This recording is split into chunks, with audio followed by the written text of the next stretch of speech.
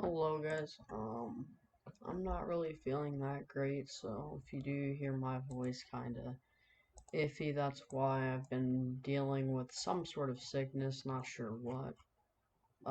Likely a stomach flu. But my stomach just started hurting again now, so that's wonderful. But we're gonna be going into the pattern for severe weather over the next few weeks as it's looking pretty active.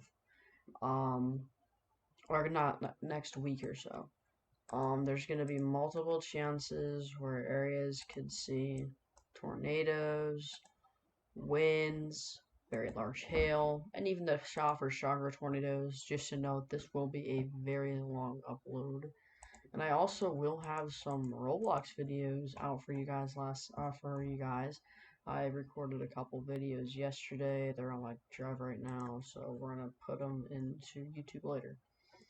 Now we've got the announcements out of the way. Let's take a look at the National Weather Service page, and I haven't really taken a look at the page in a while. I've been using a radar that the National Weather Service kind of uses as a mosaic, but currently we have a lot of nothing really going on except these freeze warnings and watches that far south this time of the year. Pretty uncommon to see that. Likely their last of the year. We'll see. Maybe they get another Arctic blast. Probably not. Here are the hazards for today. Nothing really significant today and tonight. But tomorrow, we're likely going to see a pretty significant severe weather event unfold. I'll have more details on that in a second. We're likely going to have the main region of focal point here be right in that yellow hatched region. I will say, anywhere in this orange marker, I do think severe thunderstorms are a lot more likely. So, say something like this. This is the area that will likely see more severe storms, maybe a little bit further to the east as well. There's also a risk of flash flooding. Day 3, a large area of thunderstorms and severe thunderstorms will be possible. What I do expect is I do expect this risk to be shifted kind of like this with the new outlook. A little bit bigger of a risk with the new outlook is looking more likely, something like that. Large area of rain activity will be likely too, and potentially a winter storm on the backside. Current surface analysts here, we have a high pressure dominating across the central United States with some cooler temperatures here. Looks like we really just have this warm front here that's going to push up, and there's a dry line also set up across Arizona. It's going to give them some even more drier air. It's going to also race off to the east. What's the map? Let's take a look at this. This is right around when the video is probably going to come up. Here's 16Z. Alright, here's 12Z tomorrow. So this is when we probably will see some isolated scattered thunderstorm activity with this low pressure moving up and northward. Friday afternoon, a large region of severe weather starts to perk up at 18Z. We're likely to see a large region of storms to start firing off right around this time. Maybe a bit later, we'll see. 0Z will likely have multiple modes of severe weather ongoing, including supercells along the dry line and low pressure right here, along with a secondary mode with a cluster of renegade supercells that may grow upscale by this point and be a linear segment. At 12Z in the morning, we're likely going to see a very intense line of severe thunderstorms ongoing across this area with damaging wind gusts and embedded tornadoes, with maybe one of them being stronger. At this point on Sunday, we're likely going to be seeing a large swath of severe weather from anywhere in northern Georgia throughout these areas. Then next week, I'll get Sunday, Monday. Monday night could have some severe thunderstorms across portions of Iowa, Nebraska, and these areas. We'll monitor that closely. Boom, Tuesday. Here's a big severe risk day. Dry line, classic dry line, supercells in front of the dry line seem likely, and then some precip on the warm front. Wednesday looks like a severe weather day for me, honestly. This low pressure is probably going to push up this way, deepen more, and you'll end up getting anywhere. I'm gonna make a red hatched region here with my pen. Anywhere in this red hash region, you're going to see potential, or not red hash, but red region, you're going to see potential for isolated strong to severe thunderstorms and maybe even scattered strong to severe thunderstorms. So anywhere in here is going to be in the danger zone, and I do think a 15% could be added tomorrow morning when we wake up. On Thursday, maybe some isolated showers and thunderstorms. I'm not sure where though, along this area. Or severe thunderstorms, excuse me. Let's move into the Storm Prediction Center. Now, I think it was pretty interesting for them to stay enhanced risk. I don't really see a reason why you don't go enhanced risk for this. I meant stay slight. I don't see a reason why you don't go enhanced. It looks very good along this dry line here. I do expect to wake up tomorrow morning with a large enhanced, something like this, or I don't know. Just wake up. Just expect to wake up in the morning with a large enhanced. That's all I'm saying. Currently, there's 2 areas of 5% contours.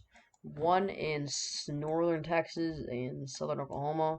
Another one in eastern Texas, Louisiana, Mississippi. That is for, okay, so this one right here, this area of tornado risk is for dryline supercells. This area of tornado risk is for renegade supercells that grow upscale into a QLCS.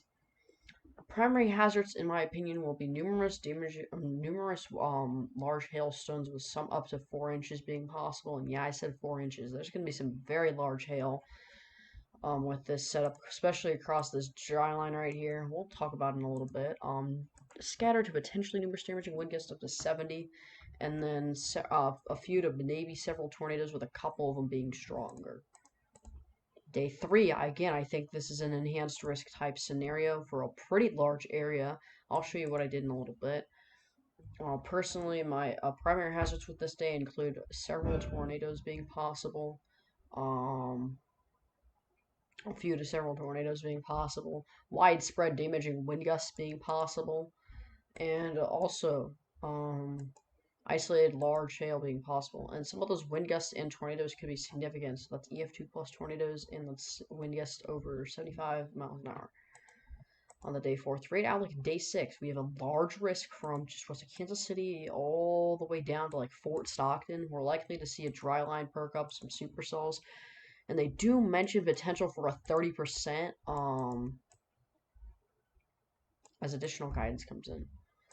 Day 7, a 15% is possible once we get the predictability worked out. And day 5 is potential too low. We could see some strong thunderstorms, but it's just the day before the day. We're likely just going to see a cap inversion.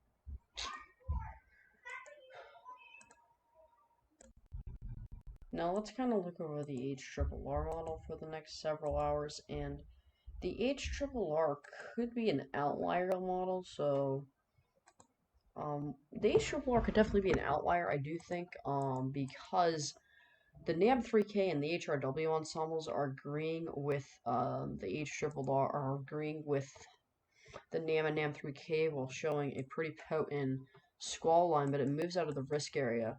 While the other models, they just don't show that. So I think the HRRR is an outlier in this situation. We'll see when it comes to it, but we'll look at one of the HRRR ensemble members. We're going to look at the HWRF. This model has done pretty decent things for me before. HWR ensembles.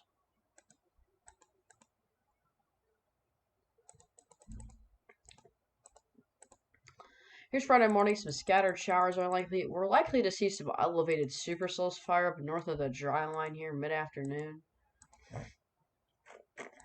Then right around 1 p.m., it looks like you get some supercells to form right along the dry line there.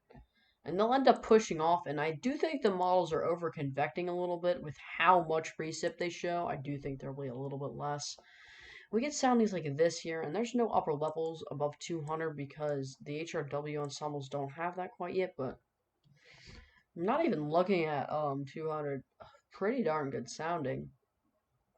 A nice curvature to this photograph here. We have a lot of instability curved up, and especially in the 3 kilometer range. We have a good amount of instability here. Very fat cape profile. We have low LCL heights, so that would mean we could see some more bigger tornadoes because of the lower heights, if this were to turn out. We have strong low-level veering. That will promote supercells and potentially some longer-lived supercells due to the deep layer shear being 60 knots. It's right around that's a pretty good range for there to be some longer track supercells. D cape at 600 will support a wind risk as well with the supercell. Move along to 20Z. The HRW model shows some more kind of convection firing up. Then it gets intense right around the afternoon time. If we do end up taking a sounding in front of that, not that great. Probably has a storm went under it. Let's take one to the south where there hasn't been many storms yet. This is a little bit contaminated here, but minus the contamination, this is a pretty perfect sounding. Very, very good curvature to the Hodo. It's pretty low LCL heights. Pretty good veering in lower levels. Not as good as the last sounding, so it's not quite perfect. Better 3 cape and D cape with this sounding as well. And a more fat cape profile.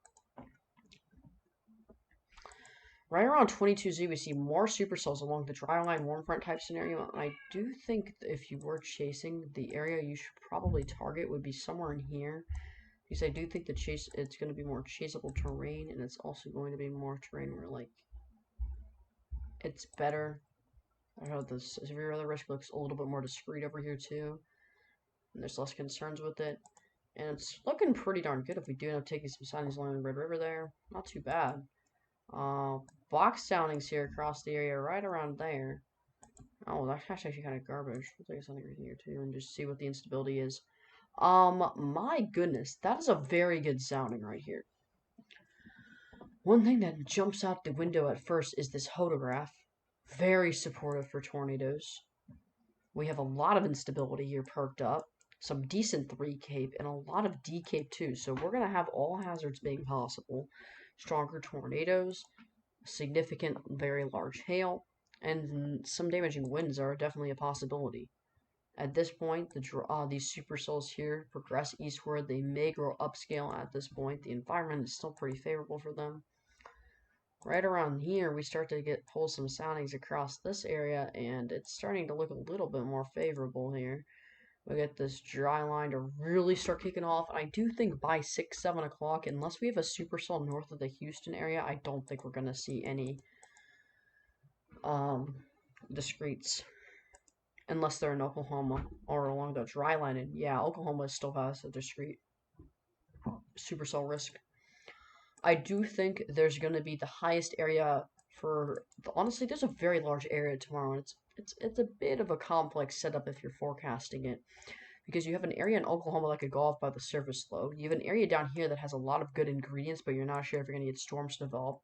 And you have an area over here with renegade supercells that you don't know how long they're going to be discrete. Looks like they'll be discrete until the overnight, though. And even when these supercells do grow upscale, I do still think there's going to be a tornado risk due to the downstream environment. I mean, photographs like that, but this doesn't have instability.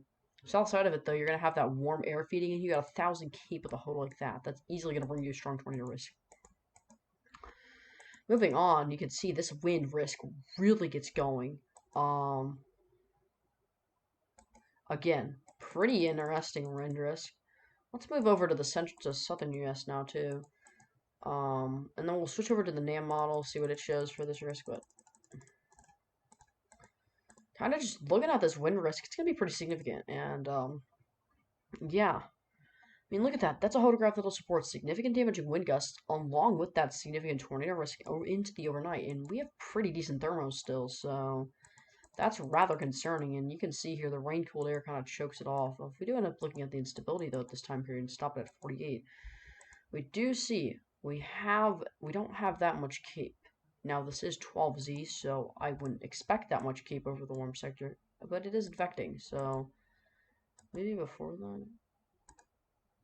Yeah, before this there was no instability, and the warm sector is infecting a bit further to the north. We'll take a sounding kind of in the Mobile area with these interesting storms kind of developing out in front, and it's a pretty darn good one. Now let's look at the NAM 3K. And I feel like the 3K and the NAM are probably better solutions. I mean, they do show the line actually being a little bit further to the west at this point, so that's interesting. If we do end up looking at 18Z though, see here the line clears out and weakens. There's a thing called EML, it's an elevated mixed layer. It usually kills off morning convection, and that's exactly what it does here. You can see here, boom, it just dies. But then we get the new convection to form. And the Namthocrete isn't great at showing reflectivity, but uh, it's pretty good at showing some of the convective ingredients. And my goodness, look at that sounding. The cape is relatively impressive, especially in the mixed layer regions where you have 1,000. You have a good 3 cape there to support a tornado risk. You have decent lapse rates for Dixie, Predestal LCL, and something I do also want to note is we're going to have a pretty big risk because of this lower level jet being so strong. Indicated by the NAM 3K in the morning, I do anywhere in these blue shaded, anywhere in this blue box, you're going to have a tornado risk, even if there's not much instability, because you're on the southern fringe where you're going to get that instability kind of driven up from the Gulf, and anywhere in here is really going to have a significant tornado risk in the morning with whatever line comes in.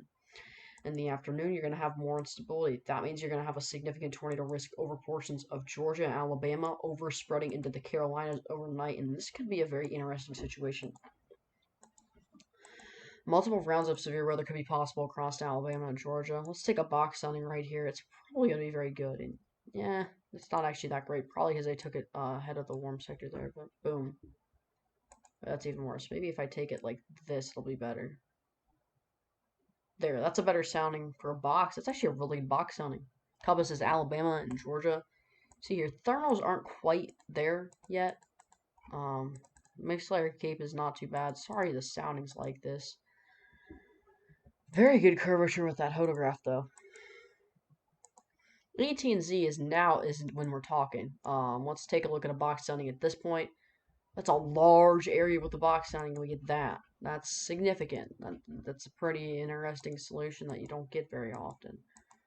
You can see here with the graphic down here, the lower level jet is screaming above 50 knots in most spots. There's even some 70s and 60s in there. That's going to promote a big wind risk and tornado risk.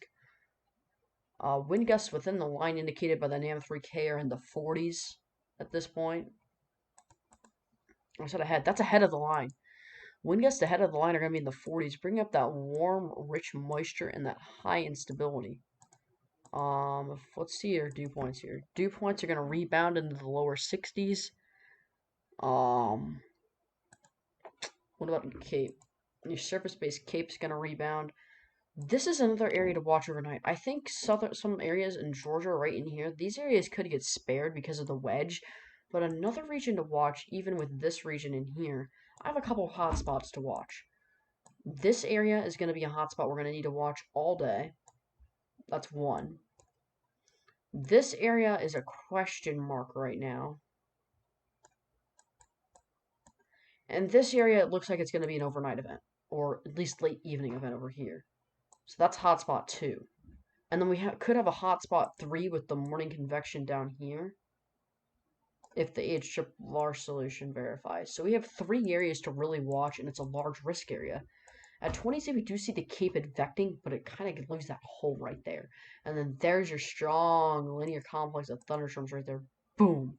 You get multiple rounds. You get potentially discrete cells right here, a nasty linear segment here, a nasty linear segment here. Now, who knows? These might be discrete supercells. We will have no clue what the storm mode is until some of these HRW and almost get to it. But here's a setting in Alabama. Relatively favorable for mainly a damaging wind and hail risk, maybe a little bit of a tornado risk. With this line in Georgia, this is when you're talking tornado risk with photographs like this. You're going to have higher storm relative velocity in this area. And the 3 cape is still high, and the cape is still high with your thermodynamics still there. There's still a significant severe risk. I mean, that's not a bad sounding either, so something to watch. This is actually the 12Z round. Let me get the 18. 18Z is a worse solution. It has one of the more worst case scenarios. It has a line of discrete supercells here, an area of discrete supercells here, and maybe something back here, and then the line right here. Multiple rounds of severe weather. This would call for a enhanced risk, I believe. In my opinion, this would call for an enhanced. We do see some pretty good photographs here with that curvature. We have some decent thermodynamics down there, and the 3 cape is pretty good. Now the wrap is going to be loading here, so we're going to be able to get a good idea what that shows in a little bit. Let's move on to kind of next day here, Sunday. We're going to move on here, or not Sunday, 0Z. Looking at the environment downstream of this mesoscale complex. Pretty good. Alabama downstream environment. It's still rocking and rolling with that wind risk. Not really a tornado risk at this point for Alabama. I do think a tornado watch is pretty likely for both the days along the dry line. Tomorrow and Saturday. This is when you're talking Outer Banks tornado risk and kind of coastal North Carolina tornado risk. I mean, look at soundings like that. That's very supportive. And the low-level jet is just going to be cranking. Like, look at that. Now let's move over to the NAM model. Let's just get a little bit of a simulated look at the reflectivity there. There's your second system. Let's look at the Euro model next. So here's the 12Z run. We're gonna mainly be focusing on the Wednesday, kind of Tuesday setup. So let's move over to 132 and analyze this. Boom. Zoom into the central United States, and boom. Large area of discrete supercells ends up forming or some sort of thunderstorm complex or activity. Boom. Over Oklahoma City. The last runs were more impressive with the low-level jet. It's been a little bit up and down recently. Here's the last run of the Euro. It showed a bit better. Actually, it didn't show that much better low-level jet. The run before that showed a better LLJ, though. If you take a sounding right here, you see here, yet again, pretty impressive, not going to lie. The run before this was a little bit more impressive, and then actually had a little bit more capping inversion, and the run before that was eh. So this run's still pretty good. Here's Cape crossovers. This is something you really need this far out to see where the highest risk is. We're going to take a box heading across most of the state of Oklahoma. Boom. Pretty good. Only real thing I don't like about this is the little bit of a stout cap, but that's likely going to break. The shear is pretty good in the low levels. It's not the best, though. I mean, it's Oklahoma, so you really can't bank on there being great shear. That's a pretty darn good sounding. What about like right here?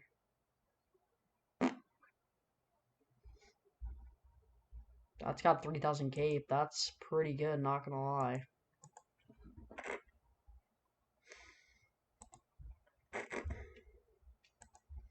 This is where the cap breaks, and it's really eh. The next day, the Euro kind of kills the risk for it, and it isn't as good. The new Euro run also shows more of less of a low-level jet, which is something you need for severe weather. Now, in the area, it does show a low-level jet. Soundings are still there for tornadic activity, and I do think this Euro run may have been a little bit, I don't know how to say this, but the new Euro run could have been a little bit of a fluke. We'll see. With the low-level jet, we'll see how it trends. I'm just going to take a sounding right in the low-level jet max. That's there, but that is cherry-picked. As you hear the next day, though, I might get a severe risk depending upon where this low pressure sets up. If it sets up further north like it did the last few runs, I'm easily in the risk. If it sets up further south like this, I'm getting heavy rain. And that's it. Maybe some isolated severe storms, but I don't know.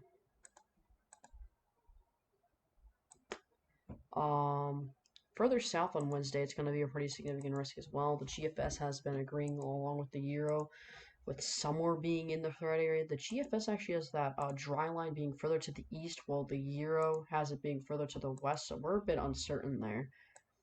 Take a sounding on the Euro further south here. It's pretty favorable, minus the capping inversion of -50, but that actually might keep stuff discreet, so who knows. Here's a look at the new GFS run as it coming in. It actually is starting to agree with the Euro more. If we end up taking a box sounding kind of found this area right here, see here, pretty decent. Not the best, though. Let's take it right there. There's probably going to be more better thermodynamics. And yeah, that's a better thermodynamic profile. So the new run got less cape or something down here. The new run actually, oh wait, this is not the peak time for instability. Okay, I was like, does the new run not have enough cape or something? I was going to be like, what? This new GFS run is pretty interesting with this low-level jet. It's being more meridional with the flow, which means it's being more linear with the flow, while the GFS is being more zonal. If we do end up taking a box sounding here, this is going to be right where that low-level jet enhanced core is, and that's not a bad photograph from the looks of it. It's probably got some curvature to it. I can't somehow. There's the rest of the sounding, and that's a pretty good thermodynamic profile. So to be honest with you, this is a pretty good tornado risk with the sounding, and along with the wind risk. Hail won't be too big of a threat if we do take individual soundings right here. I'm gonna bet you this is gonna be a highly sheared sounding right now. Pretty nice little photograph there, but it actually isn't as high sheared as I thought it would be. Maybe like down here is more high sheared.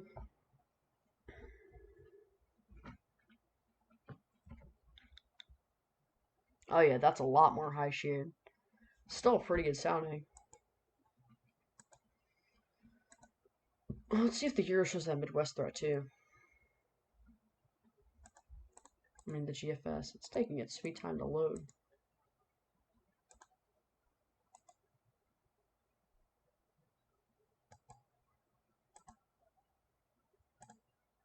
I sometimes have to do this with my internet where it kind of glitches out here, so give me a second here. Come on. Ooh, that's an interesting solution for me. Oh, no instability. Classic GFS. Boo.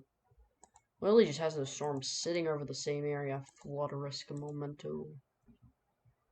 Let's see what the risk the day before is on 0Z or so. Snow in Nebraska? What?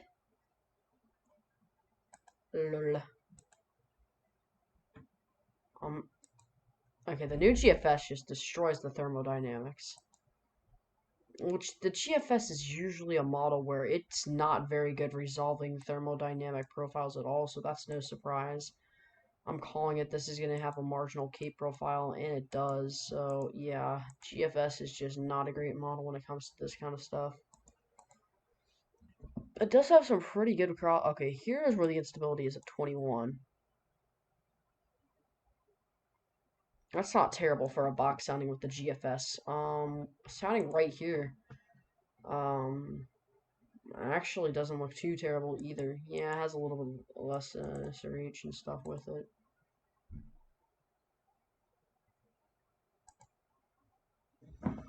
We'll take one more sounding and then we'll move on to the wrap and stuff. Yeah, the GFS just says no tornado risk for you. 21Z wrap has loaded in, so let's take a look at that.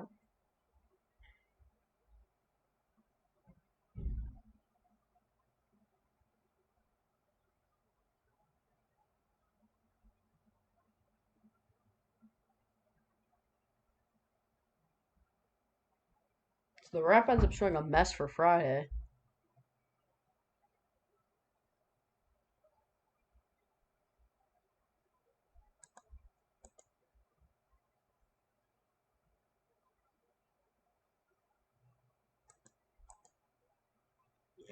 That's honestly not too bad. What the heck is the new GFS doing? I meant new wrap. What the flip? Okay, so 51 here. Actually isn't that bad instability. Honestly, it's the wrap, so I was expecting a little bit worse. Looks like peak instability is right around that hour 49 time. Let's look at your energy helicity index right there. So it's peaking out there in southern Georgia. Let's take a sounding there. So I've ended up taking soundings from various time points. Sorry I've had been pausing periodically. My family has been loud in the background, but we do see this sounding right here has actually a pretty good thermodynamic profile, with some good mixed layer cape and some high, some high D cape. We do have a little lacking with the lapse rates there. But overall, the sounding is pretty good. we do see with the we do see with this sounding it's a bit better. We have a larger photograph and we have higher instability there with more 3 cape, more mixed layer cape, more surface based cape, everything you really need. The next sounding here we have pretty much the same, as well as this sounding right here. Now it's going to be looking at the GEFS model ensembles, and this is basically the GFS ensembles. So I'd be more trusted in the Euros. We're gonna go look at the Euros ensembles here right now. Here's the Euro ensembles for Tuesday afternoon at 0Z. So they're actually 100% sure we're going to see a 500 keep somewhere. They're also right around 60 to 70 to 80% chance sure we're going to see 1,000. And then 2,000 has anywhere between a 20 and a 40% chance of happening. 3,000 is currently only about a 5 to 10% chance. Here's the current cape numbers. Most of them are agreeing with at least 1,000 being there. Yeah, I'd say for the most part, 1,000 cape is like everywhere. 2,000 to 3,000 is also pretty common, and some are saying 4,000, especially 2,000 cape.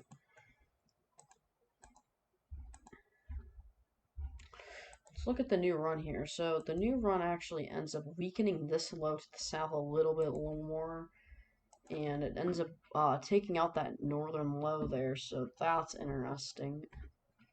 The 500 millibar flow is still off the charts. That's going to bring you a heightened severe risk.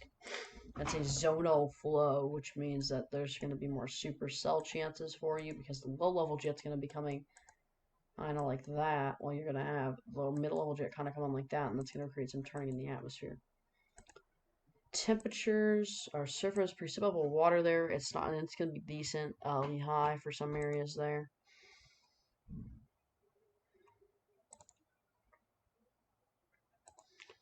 I didn't mean to do that. Let's see here. MSLP. I see here. That's your MSLP. You look at your 500 millibar height and wind. 500 height anomaly. That's a very strong signal for being a week out. Very strong. So, and then there's the next day. That will do it for this one, though. Thanks for watching if you have. Sorry this is very long. I will probably have another update within the next couple of days, but don't count on it because I might still be sick with whatever I have. I'll see you in the next one.